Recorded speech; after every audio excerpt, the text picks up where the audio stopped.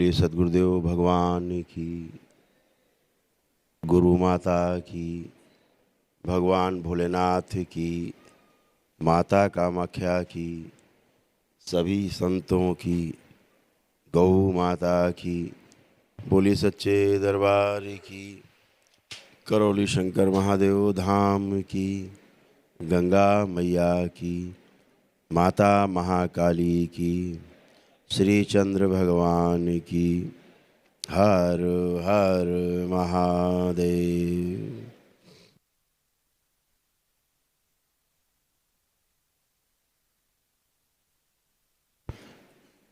ध्यान साधना के इस कार्यक्रम में आप सभी का बहुत बहुत स्वागत है। वह सभी लोग जो दरबार में उपस्थित हैं और जो ऑनलाइन जुड़े हुए हैं पूरे देश दुनिया से, सभी का स्वागत है इस साधना में, कार्यक्रम में। और आपको पता ही है कि दरबार ने जो नई शक्ति खोली थी कि आपके प्रार्थना संकल्प के साथ साथ जब आप ध्यान साधना भी करते हैं, उससे भी आपको तमाम शारीरिक, मानसिक और आध्यात्मिक कष्टों से मुक्ति मिलती है। और आपके संकल्प के अनुसार, प्रार्थना के अनुसार, आपका सामाजिक, आपका पारिवारिक और आर्थिक जो संकट है या कठिनाइयां हैं उनमें जीने में, वो बाधाएं भी दूर होती हैं। आपके प्रार्थना और संकल्प के अनुसार ही चलता है। प्रार्थना क्या है, संकल्प क्या है?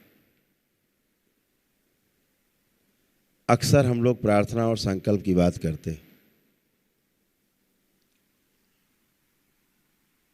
चूंकि दरबार अब एक नई ऊंचाइयों पर जा रहा है, उसके अनुसार बात को और खोल के और स्पष्ट करके चलना उचित होगा।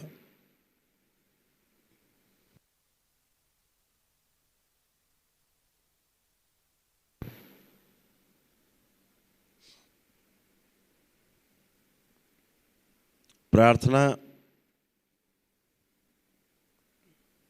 हम अपने आराध्य से करते हैं, ईश्वर से करते हैं। जैसा आपका स्तर है, आप प्रार्थना दरबार से करते हैं। ये प्रार्थना करके आप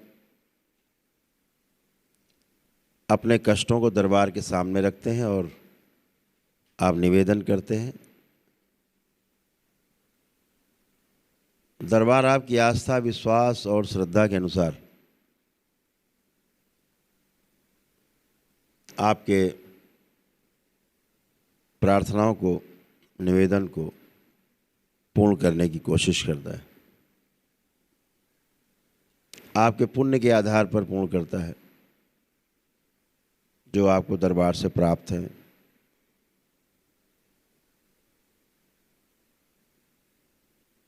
जितना सकारात्मक आप दरबार के प्रति होते जाते हैं, उतने आपके पुण्य बढ़ते जाते हैं।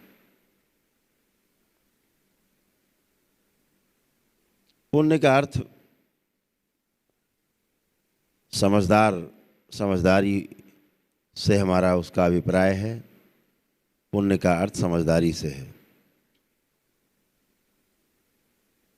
जितना समझदार आप होते जाते हैं, दरबार के प्रति सकारात्मक होते जाते हैं,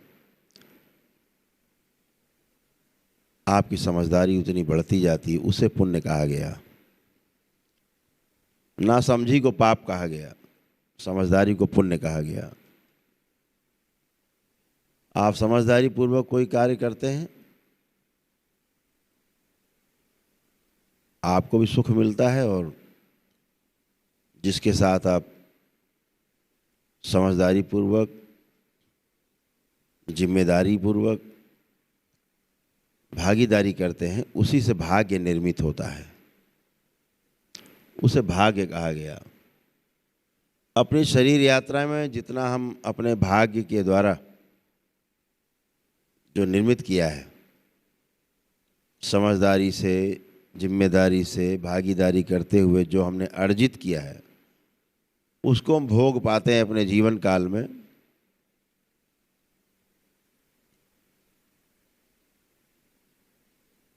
और जो भोगने से बचा रह जाता है, तो जब आपका अगला जन्म होता है तो बचा हुआ जो रह जाता है उसे प्रारब्ध कहते हैं। अच्छा हो या बुरा हो, उसे प्रारब्ध कहते हैं और उसे आपको भोगने के लिए पुनः से जन्म लेना पड़ता है। पुनः से जन्म ना लेने का एक ही उपाय है कि अकाउंट नील रहे। अब न पाप है न पुण्य, आप दोनों से परे हो गए।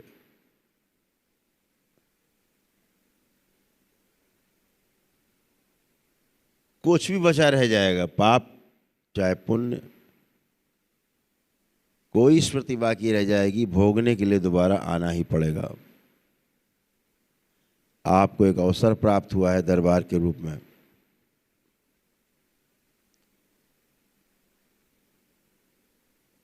कि अपने शरीर के अंतिम जीवन यात्रा के अंतिम चरण में आप सभी प्रकार की स्मृतियों से ध्यान साधना के द्वारा मुक्ति पाकर और समाधि को प्राप्त करते हैं। समाधि का अर्थ है समय से पार जाना।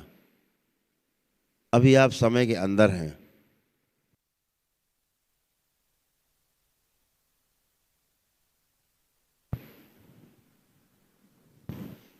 अभी आप समय के अंदर हैं, तो आपको उसकी पूरी महत्ता पता नहीं चलती।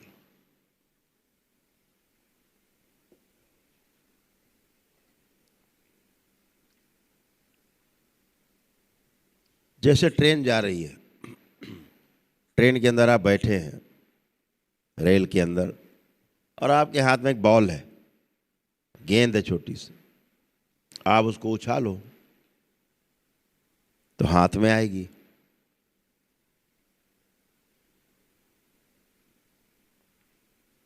चाहे जितनी बार उछाल के देख लो, वो हाथ में ही आएगी।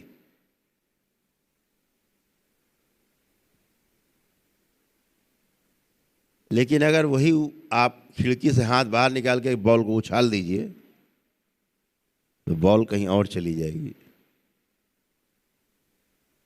उसी बॉल को आप ट्रेन के अंदर उछाल रहे हैं, वो आपके हाथ में वापस आ रही है।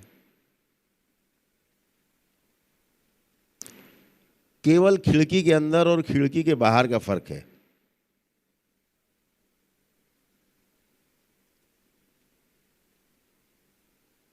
कितना अद्भुत है।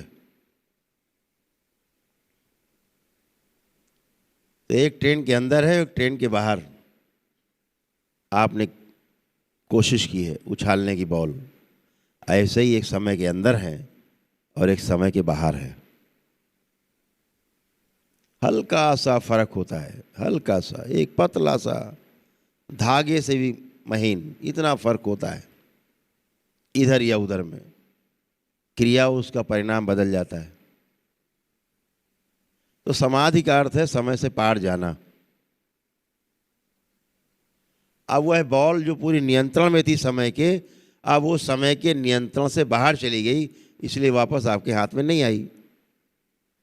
ऐसे ही आप जब समय से पार जाते हैं तो आप जो समय के नियंत्रण में होते हैं, आप समय के नियंत्रण से बाहर चले जाते हैं। फिर क्या होता है? समय के पार अर्थात समाधि, अर्थात समय आधि, दोनों शब्द, जो दोनों शब्द हैं उनको मिला के बन गया समाधि। तो एक सुअवसर आप सबके पास है कि जीवन के उन क्षणों को जो आप पाना चाहते हैं, ईश्वर से नज़दीकी चाहते हैं, ईश्वर में ही विलीन हो जाना चाहते हैं,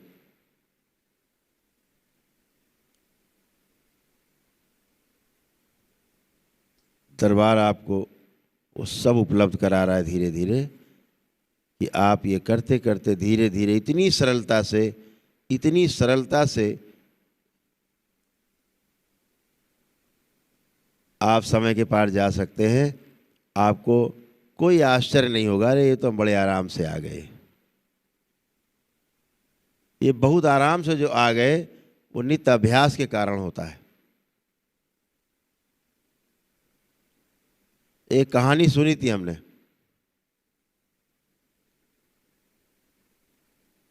ये किसान का बेटा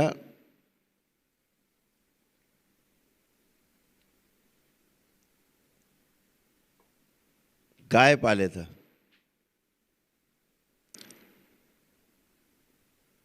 जब वो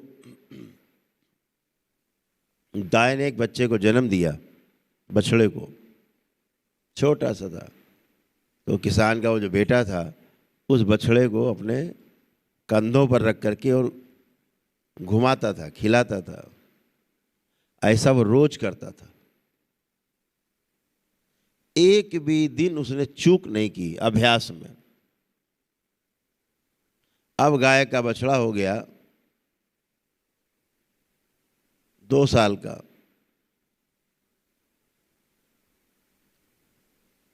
तो एक सज्जन आए, उससे उन्होंने कहा कि क्या इस बछड़े को, अभी जो काफ़ी तंदुरुस्त हो गया था बछड़ा, बैल बन गया था, इसको कंधे पे बिठा के घुमा सकते हो? तो कहा कैसे पागलपन की बात करते हो, बैल को कौन कंधे पे उठाएगा? उसने कहा देखो हम उठा देते हैं। उसका तो रोज का अभ्यास था, उसे तो पता ही नहीं लगा अभ्यास में कि बड़ा हो गया है बछड़ा, अब बैल बन गया। उसने कंधे में रखा और घुमा दिया, एक चक्कर मार दिया, तो लोगों तो होश उड़ गए। लेकिन उसके लिए सामान्य घटना थी, क्योंकि उसने अभ्यास को नहीं छोड़ा था एक भी दिन। तो उस अभ्यास को करते करते हमारे महापुरुषों ने कहा भी है कि करत करत अभ्यास के जड़मति होए सुजान। अभ्यास करते करते जो जड़ बुद्धि के लोग हैं वह भी जो है बहुत बुद्धिमान बन जाते हैं, सज्जन बन जाते हैं। मूर्ख भी सज्जन बन जाता है। तो इसलिए अपने अभ्यास को नहीं छोड़ना है। ध्यान साधना चाहे रोज 10 मिनट करें। प्रतिदिन जो भी ध्यान साधना कर रहा है पूरे आनंद में है, पूरे आनंद में। और इस ध्यान साधना से जो ज्योति जलती है आपके अंदर, चाहे कितना समस्याओं का आंधी तूफान आए, इस ज्योति को कोई बुझा नहीं सकता है। ये ज्योति और तेज हो जाती है, प्रज्वलित हो जाती है एक बार जब। तो इसलिए अपने ध्यान साधना के कार्यक्रम को करना है। यहाँ पर आपका निवेदन काम करता है। फिर निवेदन के बाद दूसरा चैप्टर खुलता है कृतज्ञता का। एक भाव फिर आता है कृतज्ञता का। उस कृतज्ञता में हम संकल्प लेते हैं। हमारी धार्मिक मान्यताओं में है, हमारे हिंदू संस्कृति में है। हम जा करके दरबार में और मान्यता मानते हैं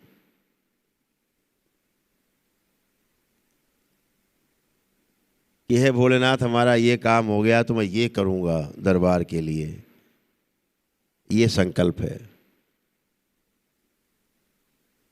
मेरा ये कार्य संपन्न हो गया तो मैं फिर ये करूँगा दरबार के लिए, ऐसा करूँगा, ये संकल्प है। तो प्रार्थना और संकल्प का अर्थ इतना ही है। प्रार्थना जब करते हैं तो ईश्वर से करते हैं, और संकल्प जब करते हैं तो स्वयं में करते हैं।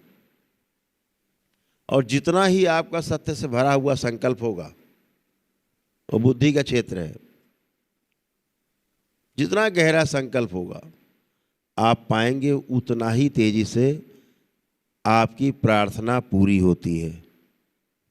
ये संकल्प और प्रार्थना का हेड एंड टेल है। बहुत सूक्ष्म विज्ञान है। अभी हमारे बीच में एक बच्चा है, रहता है, बाबा माँ को बहुत प्रिय है, बड़े लाडले हैं बाबा माँ के, राहुल भामरा जी।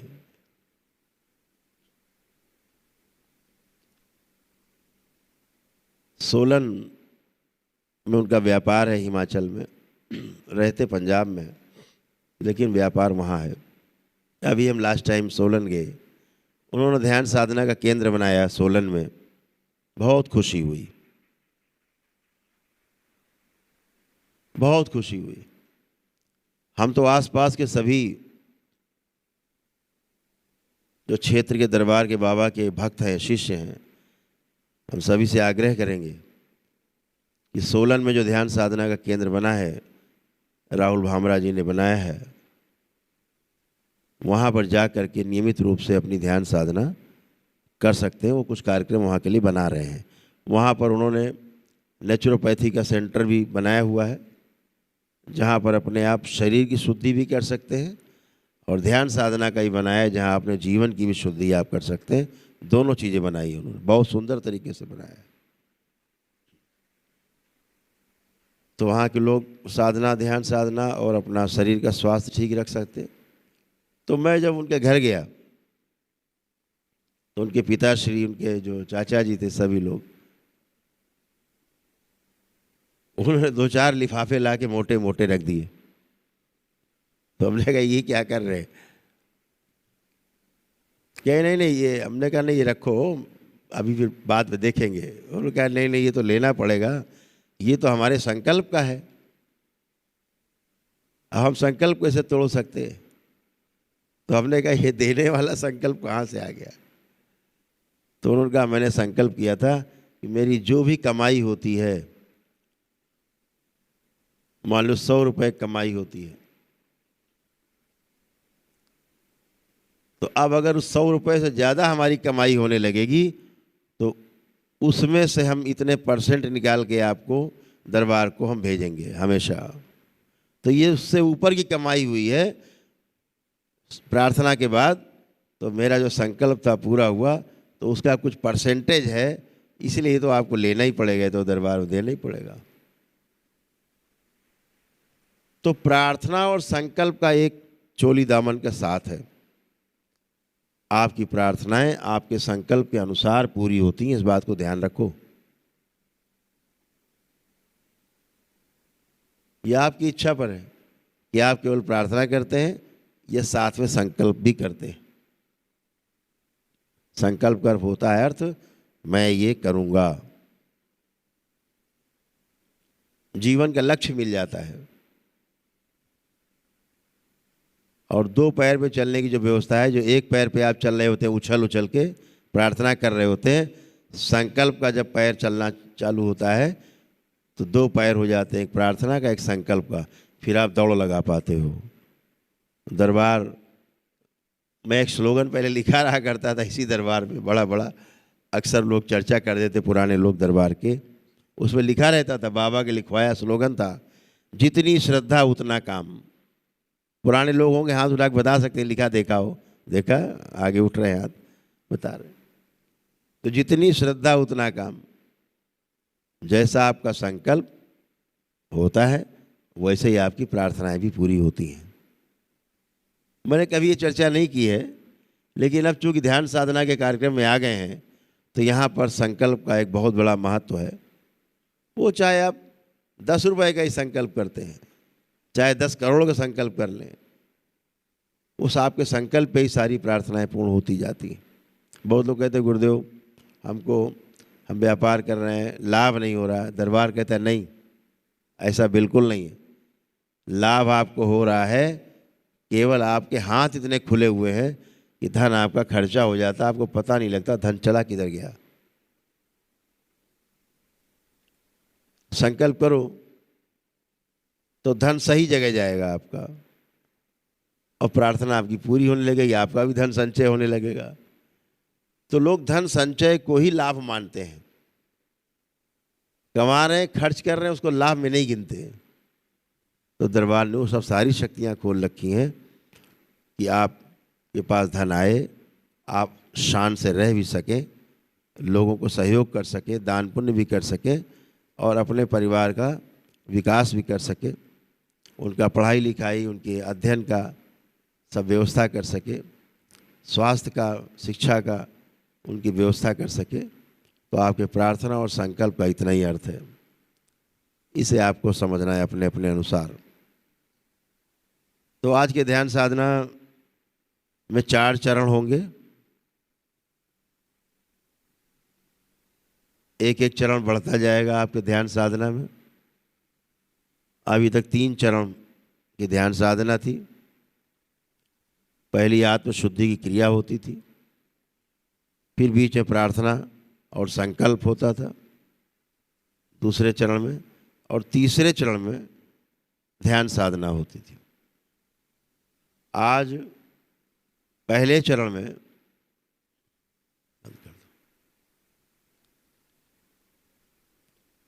हम कुंभक का सदुपयोग करेंगे।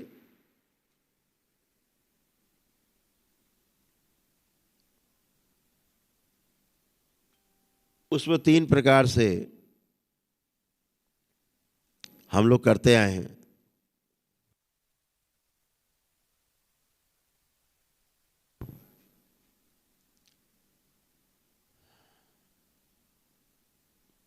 प्राणायाम में हम लोग करते हैं।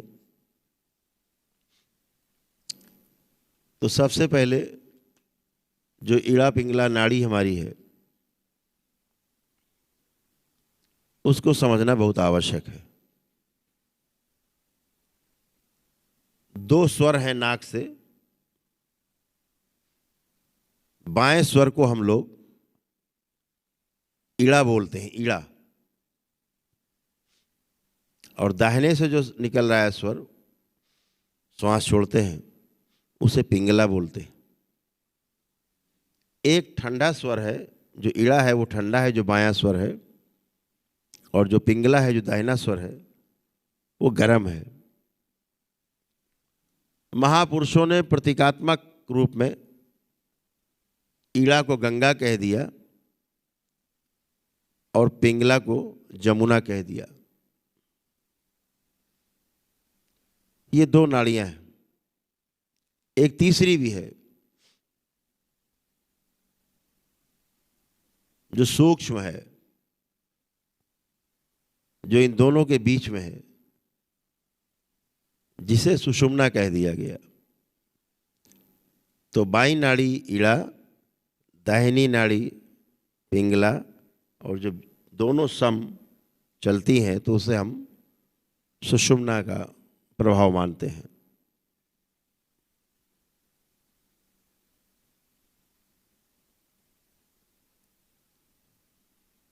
ऐसा है नहीं, ईड़ा पिंगला के साथ में जो सुषुम्ना है वो सूक्ष्म है। जैसे ज्ञान सूक्ष्म है, आपको ज्ञान का अर्थ होता है अनुभव। सड़क किनारे बैठा हुआ एक मोटरसाइकिल का मैकेनिक, उसके पास अनुभव है। वो 10 साल से 20 साल से मोटरसाइकिल बना रहा है सड़क किनारे, बिगड़ी मोटरसाइकिल मिनटों में ठीक कर देता है, घंटों में।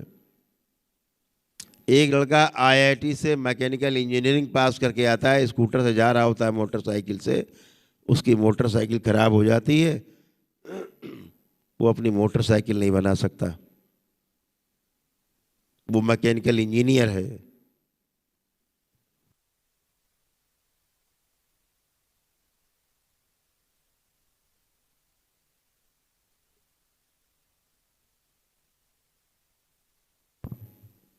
तो एक के पास डिग्री है, आईआईटी से पास होके निकला है बाहर, मोटरसाइकिल उसकी खराब हो गई, अपनी मोटरसाइकिल बना नहीं सकते। एक अनपढ़ आदमी जो सड़क किनारे बैठा है, टाट बिछाए, वो उसकी मोटरसाइकिल को 5 मिनट में ठीक कर देता है।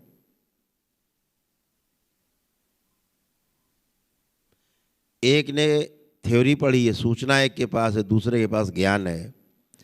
एक के पास इन्फॉर्मेशन है, आईआईटी के वालों के पास, पढ़े बच्चों के पास, और सड़क किनारे जो बैठा है उसके पास नॉलेज है। आज के समय में इतना अपभ्रंश हुआ है कि हमारी इस नई पीढ़ी ने सूचना को ज्ञान मान लिया है। तो कुछ लोग बैठे बैठे देखा होगा, तमाम लोग ज्ञान बांटते रहते हैं। दिन भर देखिए यूट्यूब पे, फेसबुक पे ज्ञान बांट रहे हैं। वो ज्ञान नहीं है, सूचना है। या तो किताब पढ़ के सूचना इकट्ठा कर ली, या किसी से सुन के सूचना इकट्ठा कर ली है। वो बाँच रहे दिन भर, हा क्या बात है, महाराज जी कितनी सुंदर बातें कर रहे हैं, और महाराज जी अंदर से बिल्कुल काले हैं। बातें सुंदर हैं, अंदर से असुंदर हैं, मरे जा रहे हैं, पिघले जा रहे हैं, सड़े जा रहे हैं, गले जा रहे हैं, लेकिन उपदेश पे उपदेश चले जा रहे हैं। ज्ञान का अर्थ है कि जो अगर आपको अनुभव हो गया है तो वो आपके आचरण में आएगा जरूर। और आपके आचरण में नहीं आ रहा है मतलब अभी आपको अनुभव नहीं हुआ है, आपको ज्ञान नहीं हुआ है। बातें चल रही जैसे छोटा सा बच्चा,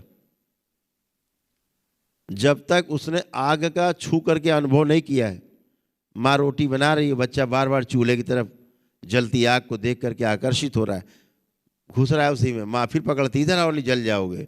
उसे जलने का अनुभव नहीं है, वो बार बार चूल्हे की तरफ भागता है। एक बार माँ रोटी बेल रही, जरा सा चूक गई, तब तक श्रीमान जी ने हाथ उसमें घुसेड़ दिया चूल्हे में, बस अनुभव हो गया।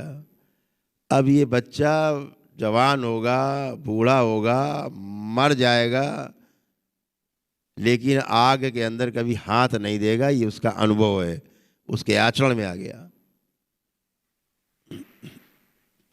अनुभव आचरण में आके ही रहेगा, बचने का उपाय नहीं। मर जाएगा तभी आप उसको चिता में रख सकते हो। काश वो जिंदा हो तो आप चिता क्या, उसकी उंगली नहीं आग में छुआ सकते, भागेगा आदमी। तो अनुभव में और सूचना में इतना अंतर है।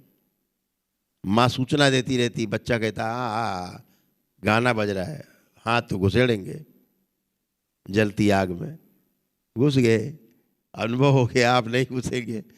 अब हाथ पकड़ के आग में डालो बच्चे को तो वहाँ चिल्लाएगा, अरे मर गए, उधर नहीं ले जाओ। तो अनुभव में सूचना में ये फर्क है। दिन भर यूट्यूब पे और आपके फेसबुक पे ज्ञान बट रहा है, दिन भर ज्ञान बट रहा है। अभी एक न्यूज चैनल है, राष्ट्रीय चैनल है,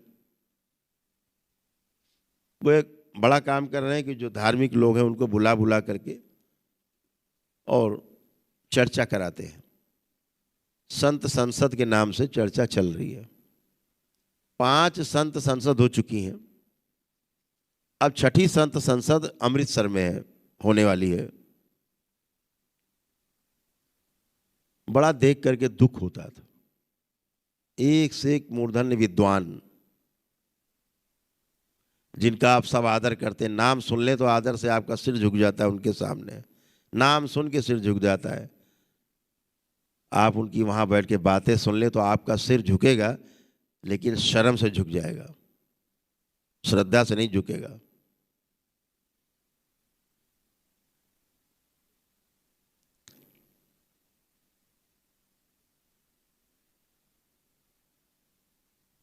अनुभव नहीं है, खाली पिटारा है।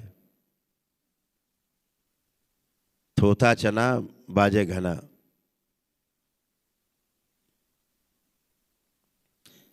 एक पात्र में पूरा चना भर दो, फिर हिलाओ तो नहीं बजेगा,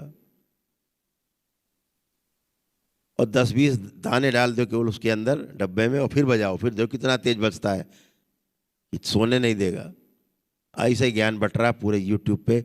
आप सूचनाएं सुनते हो, आपको लगता है बहुत ज्ञानी है।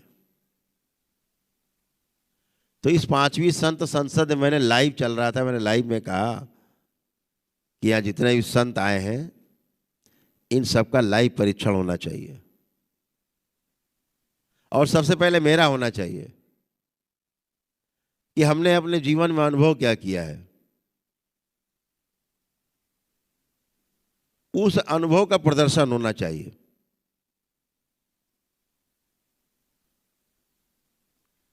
सूचना से काम नहीं चलेगा। सब इतना पढ़ लिए हैं, सब एक दूसरे की बात को चिल्ला रहे हैं, नेता बन गए सारे, यहाँ सब लीडर बन गए।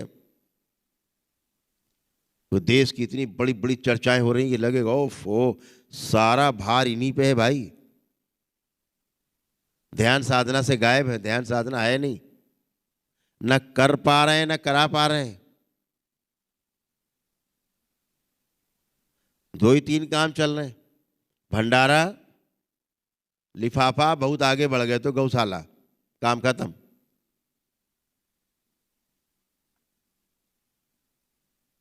देख के दुख होता है। तो मैंने कहा पहले जिसने जो अनुभव किया अपने जीवन में, अब 6ठी संसद हो, संत संसद, तो उनको बुलाया जाए कि जो आ करके और अपना अनुभव किया हुआ, अपना ज्ञान यहाँ पर अनुभव जो किया है वो हम सबको अनुभव करा सके। अगर आपने अनुभव किया तो आप हमें अनुभव करा सकते हो। माँ को अनुभव है आग में जलने का, इसलिए बच्चे को बार बार रोक रही है, नहीं जल जाओगे जल जाओगे जल जाओगे। बच्चे के पास सूचना है, अनुभव नहीं है। तो आपको यदि अनुभव हुआ है तो आप हमें अनुभव करा सकते हो।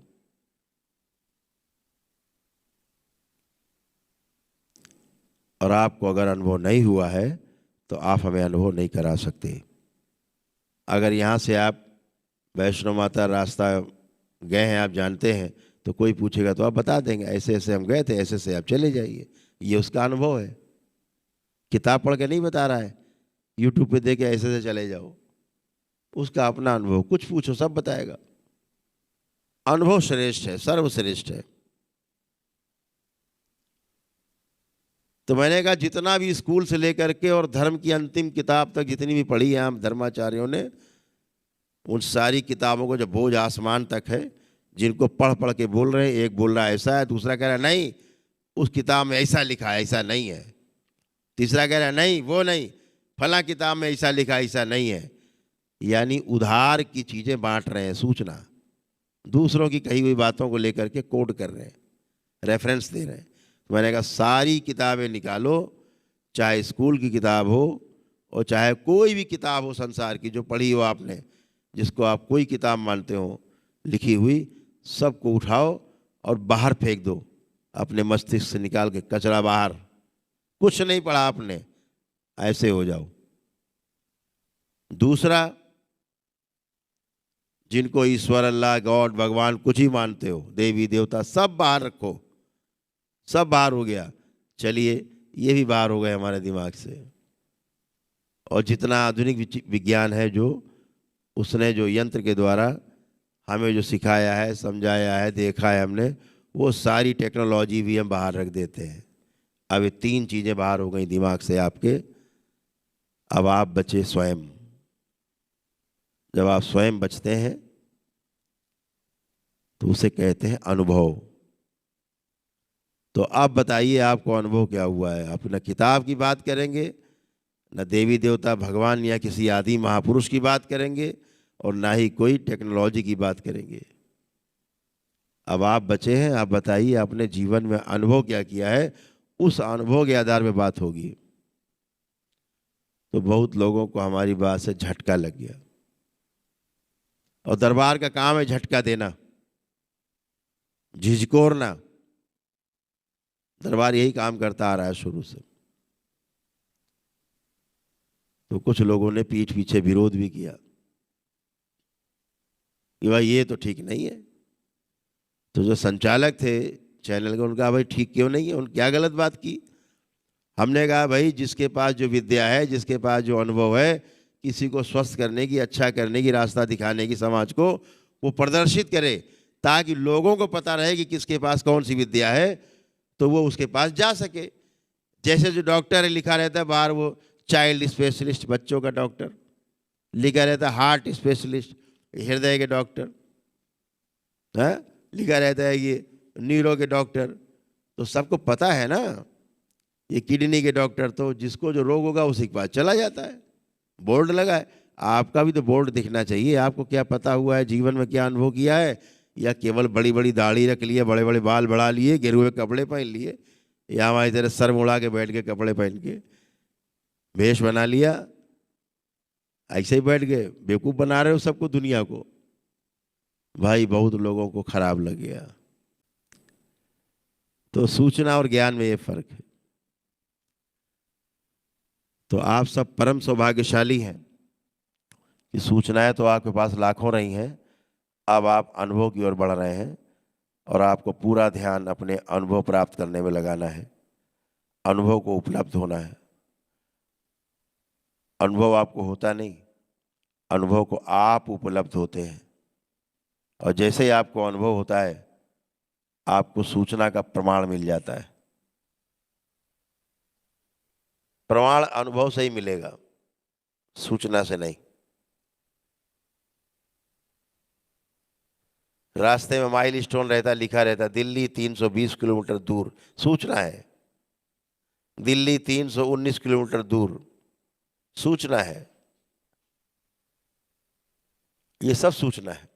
लेकिन जब जहां लिखा होता है माइल स्टोन पे दिल्ली 0, ये प्रमाण मिल गया, दिल्ली आ गए, ये अनुभव हो गया। तो अनुभव और प्रमाण में इतना फर्क नहीं है, अनुभव ही प्रमाण है, प्रमाण ही अनुभव है। तो सूचना से आप अनुभव की ओर यात्रा कर रहे हैं। ध्यान रखें, अपने अनुभव को अपने अंदर ही शेयर करें, अपना अनुभव किसी अन्य को शेयर नहीं करें, क्योंकि उससे दूसरों में भ्रम उत्पन्न हो सकता है। हमने YouTube चैनल में कई जगह देखा है, कुछ लोग दरबार के संकल्प कराने लगे, आओ हम संकल्प करा रहे। इस देश की समस्याओं के बारे में, उसके समाधान के बारे में मैं बोलूं, और वही बात अगर इस देश का प्रधानमंत्री बोले, दोनों की बात एक ही है, लेकिन दोनों की बात का जो परिणाम आने वाला है वो अलग अलग है। उनकी बात को वजन दिया जाएगा राजनीति में। जो प्रधानमंत्री देश का कह रहा है वो बात एकदम करेक्ट, बात एक ही होती है। एक खुद समस्याओं से घिरा व्यक्ति दीक्षा दे रहा है, उसकी समस्याएं दीक्षा के साथ साथ जाएंगी स्मृति के रूप में। आप उससे बच नहीं सकते परंपरा से। संकल्प प्रार्थना करा रहे हैं बैठ के, अपनी समस्या साथ में आपको बांटे दे रहे हैं, सबको बांट रहे हैं। बेचारे भक्तों को पता नहीं, कुछ लोग ग्रुप बना बना बैठे हैं और कुछ नौटंकी बना के बैठ करके पूरा आप देखेंगे डिट्टो जो हम संकल्प कराते हैं, बिल्कुल डिट्टो संकल्प ध्यान साधना करा रहे हैं बैठ के, सबको बेवकूफ बना रहे हैं। आपको दरबार जो बताता है आप देखते हैं, आपने सुना समझा, अपना आप स्वयं घर में करें। फिर आप अपना चैनल खोलें दरबार का। अभी जैसे अभी हम ध्यान साधना के कार्यक्रम में उतरेंगे, इतनी लंबी बात हमने आपसे इसलिए की है ताकि आपको असुविधा ना हो जीवन में।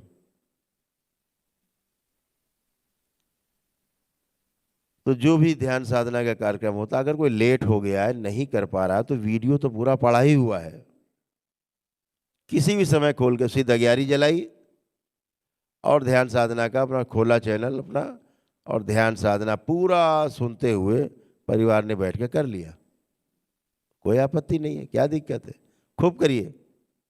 अब आपने सीख समझ लिया है तो आप घर में रोज कर सकते हैं। जब घर में रोज करें तो दरबार की अपना कैंडी जला लिए, एक मोटी एक आती है दरबार से, कैंडी अगरबत्ती होती है पतली सी, उसको जला लिया। रोज करो अपना। लेकिन जब हम कराएं तब सीधा 11 का प्रयोग जरूर करें, क्योंकि उस समय पूरा दरबार उपस्थित होता है। उस समय पूरा दरबार उपस्थित होता है, तो उस समय सीधा 11 जरूर जला लें। या मेरी अनुपस्थिति के बाद जब हम संकल्प करा चुके हैं और आप उसके बाद अपना सिद्ध अगियारी जला करके पूरा ध्यान साधना का पूरा कार्यक्रम वैसे ही कर सकते हैं। जो हम प्रार्थना संकल्प कराते हैं शनिवार में, वैसे ही कर सकते हैं। इस बात को ध्यान रखना है।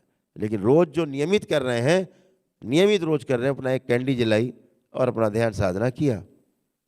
लेकिन जब मैं कराऊं तो सिद्ध अगियारी को जरूर आप कराएं। वो सिद्ध अगियारी नहीं, वो सूक्ष्म जगत के लिए, आपके दरबार के गणों के लिए, गणिकाओं के लिए, सेवक सेवकाओं के लिए, जो दरबार में दोनों दरबार है माँ बाबा के साथ सक्रिय है पूरे सृष्टि में, उनके लिए एक प्रकार का भंडारा है, उनका सम्मान है। जब आप सिद्ध अगियारी जलाते हो वो प्रसन्न होते हैं आपसे। जैसे स्थूल जगत में आप किसी के यहाँ जाते हो चल और उसके यहाँ बैठते हो तो आपको चाय नाश्ता पानी कराता है, भोजन भी कराता है, तो आपको प्रसन्नता होती है, संबंध श्रेष्ठ होता बढ़ता है। ऐसे ही सिद्ध अगियारी का भी कार्य है। दरबार जाता है और आपके यहाँ एक प्रकार से सुगंध का भोजन ग्रहण करता है, तो उसे करते जाएंगे। तो चलिए, आज के ध्यान साधना के कार्यक्रम में इतना लेक्चर काफ़ी है, टॉनिक। आप लोग इसको मनन करेंगे। जो हमने कहा है, आपने ध्यान से जो सुना है, उसके लिए बहुत बहुत साधुवाद। आप इसको मनन भी करेंगे। और हम जानते हैं आप बहुत बुद्धिमान हैं। आप लोग, आप बाबा माँ जैसे निराले भक्त हैं जो किसी के बहकावे में नहीं आते और नियमों का पालन आप करना जानते हैं। और जो लोग नियमों का पालन नहीं कर पा रहे हैं, तो इतनी बात है कि उनके पास पूरी सूचना नहीं है। तो सूचना जब पूरी आ जाती है तो पालन करता ही करता है। श्रद्धा जब हो जाती है दरबार के प्रति तो नियम पालन करता ही है। तो आप सभी लोग तैयार हो जाएं साधना के लिए। पहला चरण होगा कुंभक का। जब कुंभक कराएंगे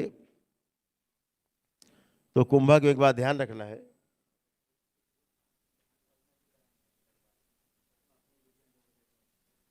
दूसरा ध्यान साधना की दरबार की जो विधि है, ये भी आपको सूचना दे दें। वो दरबार की बाबा और माँ के द्वारा निर्मित विधियां हैं। किसी की उधार की विधि नहीं है कि कहीं कोई करा रहा है तो दरबार उसकी नकल करके करा रहा है। नकल का मतलब स्मृति आएगी उसकी। किसी परंपरा की विधि का हम यहाँ आपको कराने लगेंगे, उस परंपरा के कष्ट, उस परंपरा के रोग, उस परंपरा की जो विकृति है, मानसिक विकृति है, या उस परंपरा का किसी परंपरा से विरोध रहा है, तो उसकी गंदगी आप में आएगी, आएगी और आएगी। इसलिए किसी दूसरी परंपरा की विधियों का अगर आप पालन करते हैं तो आपको कष्ट में रहना होगा। इससे आपको संसार में कोई नहीं बचा सकता। तो दरबार की अपनी बनाई गई विधियां हैं। और जो सैद्धांतिक विधि है वो भगवान शिव के द्वारा जो 112 विधियां विज्ञान भैरव तंत्र में है, वही 112 विधियां हैं। इसके बाद सब रिसर्च है। सर्च कहाँ है? भगवान शिव ने सप्तऋषियों को ज्ञान दिया, अनुभव कराया, फिर वो आगे बढ़ते बढ़ते बढ़ते सब तक पहुंची। पार्वती को सुनाया वो विधियां। वो 112 विधियां हैं, उनमें कोई दोष नहीं है। लेकिन किसी की सिद्धांत के अनुसार, 112 सिद्धांतों के अनुसार कोई विधि, कोई रिसर्च कराता है, करता है, तो उसमें उसका मिक्स हो जाएगा, फिर वो परंपरा कहलाती है। तो इस बात को ध्यान रखना है हमेशा। क्योंकि बहुत से लोग हम देख रहे हैं यूट्यूब चैनल पे कि आधी ध्यान साधना बातचीत दरबार की और आधा अपना कहीं इधर निकाला, उधर कलाए, इधर कलाए सूचना में, और सब मिक्स कर दिया, गोल गोबर हो गया। उसके कष्ट आने लगते। फिर दरबार में खड़े आकर के यहाँ रोते हैं, ये कष्ट, वो कष्ट, वो कष्ट, ये कष्ट। हम देखते हैं चुपचाप हटा देते हैं, बोलते नहीं। क्योंकि बाहर की विधियों को किसी को भी ये आदेश निर्देश नहीं दिया गया है कि बाहर किसी परंपरा की विधियों को, किसी भी कोई महापुरुष की बातों को आप यहाँ कोड करें। कोड करते ही मिक्स हो जाते हैं, उसकी स्मृतियाँ वायुमंडल में, इस पूरे सृष्टि में विद्यमान है, टक से अटैच हो जाती है, और वहाँ के रोग कष्ट और समस्याएं, विकृतियां आप में प्रवेश कर जाती हैं। फिर आपको ध्यान साधना नहीं करने देंगी, आप में इल्यूजन पैदा करेंगे। इस बात का ध्यान रखना है। तो दरबार जो करा रहे हैं निःशुल्क, एकदम, ये तो निःशुल्क ध्यान साधना है बिल्कुल। और जो दरबार द्वारा बनाई गई ध्यान साधना है, दरबार द्वारा बनाई गई जो पूजा पद्धति है, वो दरबार कर रहा है। तो चाहे अनुष्ठान में हो, दरबार द्वारा बनाई गई विधियां हैं, बनाई गई शक्तियां हैं, चाहे हम आज जीवन यात्रा में अपने ध्यान साधना की ओर बढ़ रहे हैं, तो जो बनाई गई विधियां हैं वो है। छोटा सा जीवन काल है, बहुत बड़ा जीवन नहीं होता। इसी में ही जो कर सकते हैं आप कर लें, नहीं तो उसके बाद तो हरिहर है। राम नाम की लूट है, लूट सके सो लूट, अंत काल पछताएगा जब प्राण जाएंगे छूट। समय है, उस समय का सदुपयोग करिए, अनुभव करिए। तो सभी लोग, सबसे पहला चरण कुंभक होगा, दूसरा चरण आत्मशुद्धि क्रिया होगी, तीसरी क्रिया प्रार्थना एवं संकल्प होगा, और चौथा जो है क्रिया नहीं है, घटना की ओर आप जाएंगे, ध्यान साधना की ओर जाएंगे। इन 3 चीज़ों में आपको ध्यान देना है, 3 चरण में। चौथे चरण में आपको ध्यान करना है। तो ध्यान देते देते ध्यान करने तक पहुंचना है, यही विधि है, यही भोलेनाथ का दिया हुआ मानव जाति को संदेश है और ज्ञान सूचना के रूप में लिपिबद्ध है। तो आप सभी लोग कुंभक करेंगे। कुंभक कैसे करेंगे? पहले अभी आपसे जो हम पीछे चर्चा कर रहे थे उसको फिर आगे बढ़ाएंगे अगले सेशन में, जब अगले संडे में ईड़ा पिंगला और सुषुम्ना के बारे में जो चर्चा कर रहे थे उसको, क्योंकि समय आपका काफ़ी हो गया है, अभी आपको समय लगेगा। अभी हम लेक्चर देने बैठ जाएंगे तो 1 घंटा और लेक्चर चलेगा। तो इसका जो आगे का भाग है, जो ईड़ा पिंगला और सुषुम्ना पर हम चर्चा कर रहे थे, उस पर हम आगे चर्चा करेंगे अगले सेशन में रविवार को। अभी इतनी बात को यहीं से समझ लेना है कि हमें ईड़ा पिंगला और सुषुम्ना का जो हम बात कर रहे थे कि एक को ईड़ा कहा गया, बाएं स्वर को, दाहिने स्वर को पिंगला कहा गया, और मध्यम बीच में उसको सुषुम्ना कहा गया, उसे ज्ञान की देवी कहा गया। तो सरस्वती बोल दिया, गंगा बोला, जमुना बोला, और बीच में ज्ञान की देवी, उसको सरस्वती बोल दिया। सरस्वती को बोला भी ज्ञान की देवी जाता है, तो गंगा, जमुना और सरस्वती ऐसा बोला।